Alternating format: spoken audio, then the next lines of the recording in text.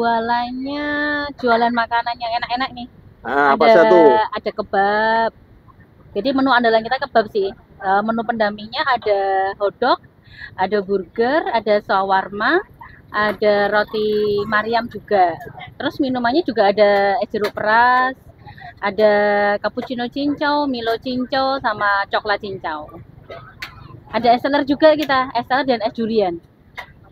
Nah, ini idenya awalnya gimana Bu jualan ini Bu? Idenya awalnya saya mulai usaha itu setelah resign kerja, kemudian ada kesibukan di rumah, saya jualannya mulainya dari aplikasi lewat online dulu melalui Grab, Shopee dan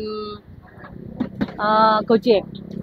Oh iya. Iya, mulainya jualannya lewat aplikasi, tapi berhubung sekarang di aplikasi kurang begitu marak penjualannya, saya mulai ngikutin di pasar-pasar malam.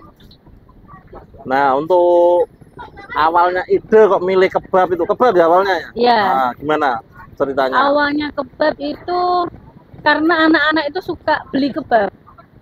Karena anak-anak suka beli kebab, kita tuh sekeluarga suka beli kebab. Akhirnya dari suami, gimana kalau kita coba usaha kebab gitu Pak. Ceritanya dari situ karena kita hobinya makan kebab.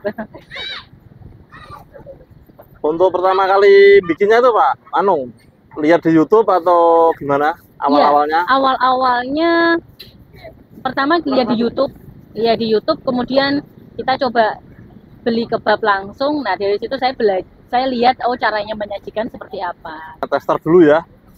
Iya. Tester berkali-kali ya? Iya, tester berkali-kali karena sering nyoba kebab. Jadi kebab di sini kita coba mana yang terenak. Nah situ saya yang sering kalau setiap beli saya selalu melihat yang jual itu cara menyajikan kebabnya bagaimana. Kalau Ibu ini dagangannya macam-macam ya Bu? Yang best seller apa Bu? Yang best seller itu saya kebab sama jeruk peras. Kebab sama jeruk peras? Iya. Itu... Karena harganya yang maksudnya terjangkau. Anak-anak pun kalau misalnya beli gitu masih bisa gitu. Bu, ini kalau jualan lokasinya di mana aja Bu? Kalau untuk lokasinya dalam 1 minggu saya berpindah-pindah tempat sih Pak. Gitu. Kalau hari Senin itu saya di Pasar Belancir, hari Selasa di Pasar Kaligawe. Untuk Rabu malam ini saya di Kelipang, di Blok Z. Kemudian Kamis itu saya off jualan di rumah lewat aplikasi. Jumat jualannya di Pasar Mangkang. Hari Sabtu di Taman Kedondong. Kemudian kalau Minggu Car Free Day-nya di stadion. Bu, ini untuk prepare-nya ini macamnya banyak banget. Ini prepare-nya dari jam berapa ini? Kalau untuk awal-awal mau usaha sih memang kayaknya ribet ya Pak. Tapi karena kebiasaan sehari-hari nggak terlalu ribet sih. Misalnya jualan jam 3 gitu ya, jam 3 berangkat, setengah 2 kita baru siap-siap gitu. Ini menerima pesanan juga nggak Bu? Menerima pesanan biasanya kita untuk pernikahan, jadi kita pernikahan gitu juga bisa. Kemudian untuk snack box gitu juga bisa, jadi kebab. Jadi selama ini yang kita sudah menerima itu biasanya untuk snack box arisan sama untuk pernikahan. Biasanya ada terima kayak misalnya kalau Jumat pagi gitu, kadang ada beberapa kantor yang biasanya ada menu untuk karyawannya. Nah kita bisa sering terima itu. Jadi minuman 1 set dengan snacknya. Biaya pengiriman biasanya kita free sih Pak. Untuk pelanggannya mana aja nih Bu?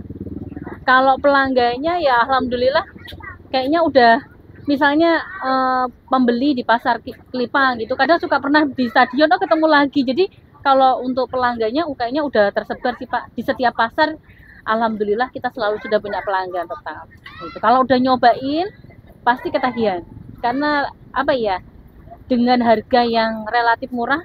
Untuk ukuran mini kita jual dengan harga 6.000. Kalau untuk yang ukuran jumbo kita ada harga 10.000. Itu yang kebab ya? Iya, itu yang kebab. Kalau untuk hotdog, burger, dan shawarma itu harganya sama 10.000 sudah termasuk keju, Pak.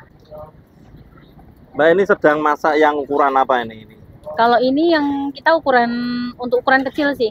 Yang harga 6.000. Oh ya. Itu ukurannya segini ya. Ukuran kecil aja terlihat besar ya ini ya. Iya. Kalau ini sih lebih ke penunda lapar sih Pak, kalau pas dalam apa biasanya ada beberapa yang pesen posisinya belum dimasak. Jadi biasanya beli yang frozen gitu, terus besok biasanya jual frozen juga produknya. Untuk bekal anak-anak. Bisa sih Pak menerima pesanan, misalnya ada yang Mbak saya mau dibikinin dong kebab nanti buat hari ini gitu. Posisinya ya itu dalam yang belum matang sih, masih yang mentah gitu. Nah, kalau kebab tuh api sedang Pak Mbak? Kalau masalah apinya disesuaikan sih Pak. Yang penting jangan, kan ada orang yang lebih senang ke kering, ada yang senang kulitnya nggak terlalu kering gitu. Itu lebih ke selera pelanggan sih.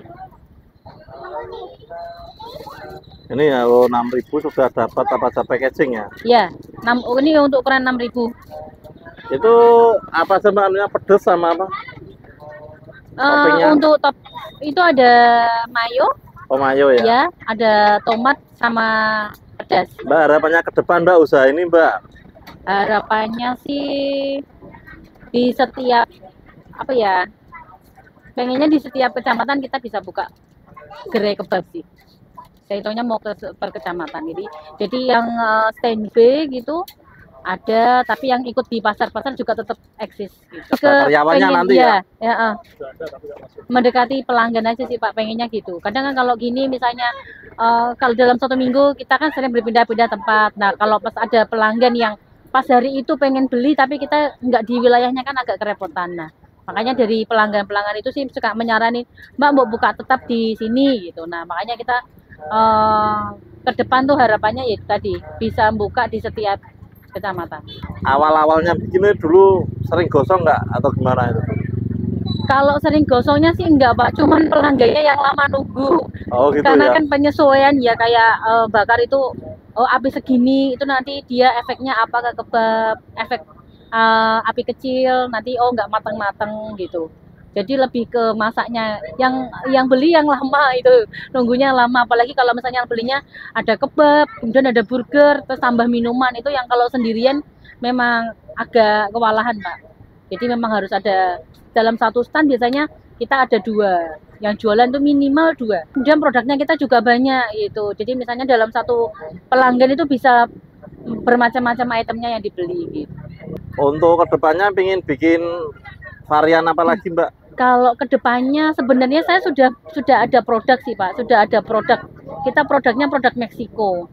Kita ada tacos, ada nachos, ada burrito. Cuman karena keterbatasan SDM tadi Pak, keterbatasan SDM jadinya apa-apa masih saya kerjakan sendiri. Nah ini saya masih nyari orang untuk biar cepat menguasai setiap stand. Jadi kalau misalnya dia sudah bisa menguasai, saya bisa nambah produk. Jadi saya pengennya itu, misi saya tuh orang datang ke sini itu banyak varian. Jadi kan orang itu seleranya sendiri-sendiri ya, macam-macam. Saya begitu lihat daftar menu saya, oh ada ini ya, ada menu Meksiko ya, ada menu kebab dan turunannya misalnya kayak hotdog, burger, minumannya juga komplit gitu. Jadi kalau ke stand saya itu seneng gitu karena lihat menunya bermacam-macam. Jadi terpaut 4.000 antara yang ini 10.000 dan 6.000 ini perbedaannya dan perbandingannya. Kalau isiannya sama ya Mbak ya? Isiannya sama sih Pak. Itu sama ya? Iya. Maksudnya isian sama itu tetap porsinya lebih banyak yang 10.000 kan? Yang sama itu dalamnya variannya itu selada sama daging kebab andalan kita. Tapi porsinya dibanyakin yang 10.000 kan gitu. Kalau saya sih lebih mending yang 10.000 ya, selisih sedikit tapi langsung dapat yang besar. Kalau yang minumannya nih? Kalau minumannya itu jeruk pres dari 8.000. Terus minuman cincau itu kita ada 6.000. Es teler 10.000, kemudian ada es durian 15.000. Bu, di antara berbagai macam itu Bu yang paling susah bikinnya yang apa Bu? Yang paling susah? Nggak ada yang susah sih Pak. Nggak ada yang susah ya? Sangat-sangat mudah gitu loh. Susahnya itu kalau yang beli langsung datang banyak ya kita kewalahannya di situ aja sih. Kan kalau kebab itu kan lebih enak itu dibikinnya fresh. Jadi dagingnya, sayurannya itu digulung baru kemudian baru dibakar. Nah, yang proses dimasaknya di kompor itu yang butuh waktu karena kalau pas pesanan banyak kewalahannya di situ aja sih Pak. Lebih ke kewalahan sih, enggak susah gitu. suka dukanya untuk usaha ini? Kalau suka dukanya apa ya Pak? Yang pasti kalau apa namanya itu tergantung cuaca sih Pak. Dukanya itu kalau pas musim hujan gini, misalnya baru buka tenda gitu, udah hujan. Kalau hujan itu pasti kan pengunjungnya berkurang.